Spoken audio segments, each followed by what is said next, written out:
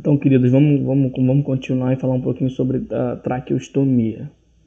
É porque assim, gente, não adianta socar conteúdo em vocês, passar um monte de informação, né, para vocês, que ninguém vai conseguir captar tudo de uma vez. E isso só vai, na verdade, dificultar o entendimento. Então, eu vou por partes, né? Quando eu ver que... Porque o conteúdo é um conteúdo maçante, é muita coisa. Esse slide 2, ele é um slide que eu tenho que falar tanta coisa, entendeu? E isso tudo é muito importante, tudo tem que estudar para a prova. Não tem revisão, entendeu?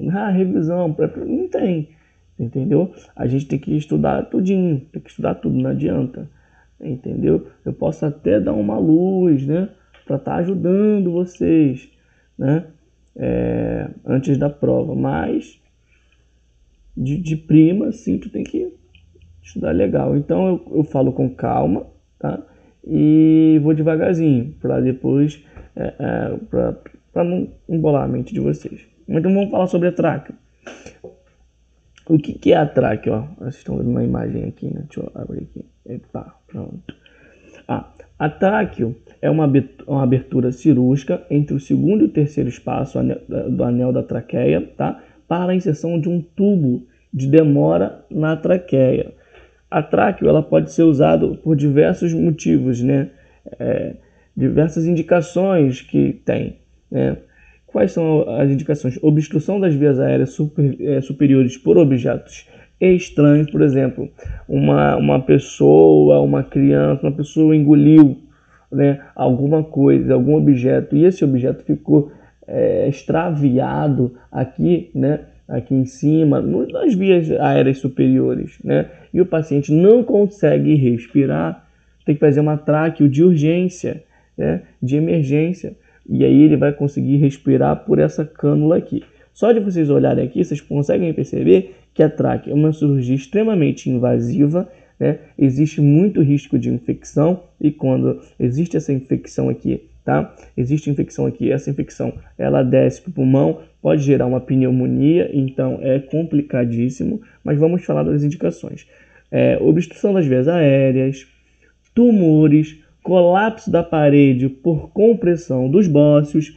Para quem não sabe o que é bócio, se você pegar o sal, é porque eu não tenho, acho que não tem embalagem de sal aqui. O nosso sal, ele é um sal iodado. Como assim, professor, iodado? O nosso sal possui iodo. Para que serve o iodo? O iodo, ele serve para que a gente não evolua para o bócio. Antigamente, há muito tempo atrás, as pessoas ficavam com um papão, parecia até um sapo, já viu? Então, o que acontece? Aquilo ali era o bócio. Então, quando o paciente apresenta bócio devido a pouca ingestão de iodo, esse bócio vai comprimir a traqueia, né? Vai comprimir, na verdade não é a traqueia, vai comprimir aqui essa região superior, a aérea superior. E aí o paciente não vai conseguir inspirar. E aí, ó, tem que fazer a tráqueo devido ao bócio. Agora eu vou mostrar o que é o bócio aqui para vocês. Bócio, Google. Vou mostrar o que é o bócio. Bócio. Imagens. Aí. Bócio. Aqui. Ó, o bócio. Olha aí como que é. Ó. A tireoide com bócio. E aí, o que vai fazer? Essa tireoide é uma glândula que ela fica em volta da traqueia. É como se ela abraçasse a traqueia. E aí, o que acontece? Quando essa glândula ela está com bócio, ela fica, né, aumentada, ela fica edemaciada. E aí, o que vai acontecer? Ela aumenta para fora, mas também para dentro. Então, ela vai comprimir a traqueia e o paciente não vai conseguir respirar. Então, tem que fazer o quê? Tem que fazer uma traqueostomia, né, embaixo do bócio, né, para o paciente conseguir respirar. Tá bom? Isso é bócio. Aqui, ó. Outras indicações. Queda da língua, né, no caso de AVC e TCE, quando o paciente tem um AVC, é acidente vascular cerebral, tá, gente? O TCE é trauma crânioencefálico. E a língua, né? Na verdade, a língua não é isso, só essa partezinha que a gente vê aqui e bota para fora. A língua é um músculo grande, né? E ele fica lá para dentro da nossa boca. Então, quando essa língua cai para essa região aqui, ó, da tireoide, ela acaba tampando, ó, o espaço que tem ali na laringe. A gente fazia inspiração e fazia inspiração. Então a língua ela vai estar bloqueando, no caso desses casos aí, no caso de AVC e de TCE. E aí tem que fazer o quê? Uma tráqueo. Excesso de secreções traqueosbrônquicas. Gente, a traqueia, não sei se vocês sabem, se vocês aprenderem anatomia respiratória, mas a traqueia, ela possui um muco dentro dela. O muco da traqueia é um muco que serve como proteção. Ele captura, tá, micro-organismos, para esses micro-organismos não entrarem no nosso pulmão. Então, por exemplo, quando a gente está com um pigarro na garganta, alguma coisa assim, aqui na traqueia, aqui, e a gente começa a tossir, é porque a traqueia capturou algum micro-organismo, né? Ou alguma outra coisa está te incomodando ali. Mas normalmente a traqueia, né, tem algo ali que não pode ir para o teu pulmão. E a traqueia capturou, esse muco da traqueia capturou, entendeu? E a traqueia, ela possui microvilosidades, né? Que vai fazendo o quê? Vai levantando esse micro-organismo, esse ser, esse objeto indesejável, tá bom? Essa estrutura indesejável. E aí, o que a gente vai fazer? A gente começa a tossir. Ah, tem um negócio aqui, um pigarro. Na verdade é isso, entendeu? E aí, quando a gente começa, né, aí a gente tosse, daqui a pouco sai e fica tudo bem. Só que é mínimo, é microscópico. É a mesma coisa no nariz, quando a gente começa a espirrar, ou é alergia, né? A gente inspirou alguma impureza e essa impureza está aqui na nossa via respiratória superior e está ali incomodando. Então a gente começa a espirrar até ela sair, entendeu? Então o excesso de secreções traqueobrônquicas, né, da traqueia e dos brônquios, podem fazer uma dificuldade respiratória e aí tem que fazer uma tráqueo, tá bom? Quais são os cuidados de enfermagem, né, para esse tipo de paciente? Manter o paciente calmo, transmitir tranquilidade, confiança, observar rigorosamente os sinais vitais, tricotomia cervical anterior e facial em homens, tá? Após estabilizar os sinais vitais, manter o leito em Fowler para facilitar as drenagens e favorecer a dinâmica respiratória, tá? Aspirar as secreções de 2 em 2 horas ou quando necessário, seguindo rigorosamente a técnica asséptica. Essa técnica asséptica, vocês vão pesquisar, tá, um vídeo no YouTube, tá, que eles vão estar explicando passo a passo a técnica asséptica, tá bom? Para aspirar, e vocês também vão pesquisar a técnica asséptica para curativos de traqueostomia, tá bom? Estimular tosse para facilitar a eliminação de secreções. O paciente teme asfixiar-se, tá? Manter a vigilância e tranquilizada, porque a gente está acostumado a respirar pelo nariz, pela boca, e aí daqui a pouco você começa a respirar por aqui, ó, por uma cânula que tem aqui no seu pescoço. O paciente ele vai achando que vai asfixiar, ok, não vai. Então a gente tem que conversar, ele não vai conseguir falar direito, então a gente tem que disponibilizar um lápis, uma caneta, um pedaço de papel para ele poder se comunicar com a gente.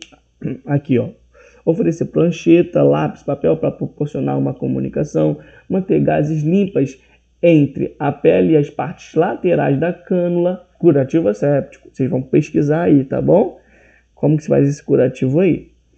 Manter higiene oral 4 vezes ao dia ou sempre que necessário, tá? E quais são as complicações desse tipo de cirurgia? Infecção, como eu falei para vocês, estenose, necrose, perfuração da traqueia, fístulas, broncopneumonias e atelectasias, tá? Broncopneumonia é pneumonia nos brônquios, tá?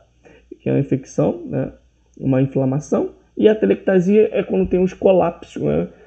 Existe um colapso ali dos alvéolos pulmonares, eles colabam, né? Eles se enchem de algum tipo de secreção, esse tipo de coisa. É uma atelectasia, vai gerar uma dificuldade respiratória, o aporte de oxigênio vai ser diminuído, então vai ter um aumento de um aumento de gás carbônico no nosso sangue, e aí só complicação. Opa, calma aí. Vamos descer. Opa, eu desci demais. Ixi, gente, parei aqui, né? Pronto, aí aqui broncopneumonias e atelectasia. Agora a gente vai falar sobre o drenagem torácica, tá? Vou ter uma foto aqui embaixo que é uma drenagem torácica. Tem aqui, ó. Mas vamos lá. Drenagem torácica consiste na colocação de um dreno tubular no espaço interpleural para remoção de gás líquido ou sólido. Gente, não sei se vocês lembram, mas deixa eu apagar o quadro aqui.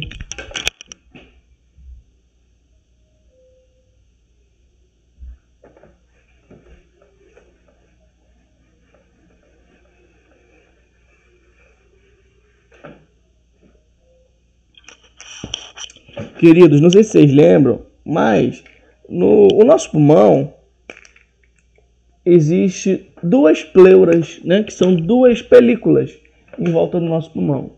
Vamos botar aqui um pulmão, tá? Ficou ruim, mas é um pulmão, né? Então esse aqui é o nosso pulmão. E aí existem duas pleuras em volta do nosso pulmão, né? Duas películas em volta do nosso pulmão, né?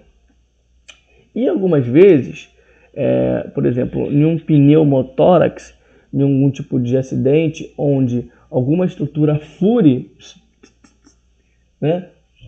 Existe uma lesão aqui. Aí o que acontece? Essas pleuras vão ficar... Galera, eu acho... Eu que estou pensando aqui agora... Eu vejo que para a gente falar de drenagem torácica é melhor deixar para a próxima aula.